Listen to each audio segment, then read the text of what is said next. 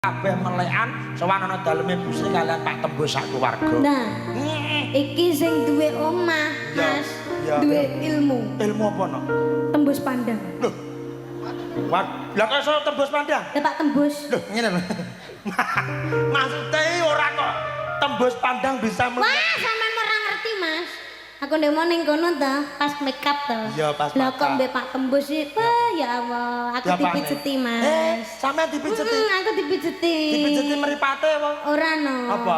Dipijeti sikil, tangan ya to. Ndek mau ngerti gak Mas sikilku sisian. Ya iya to, sikil kok iso Sikilku sisian.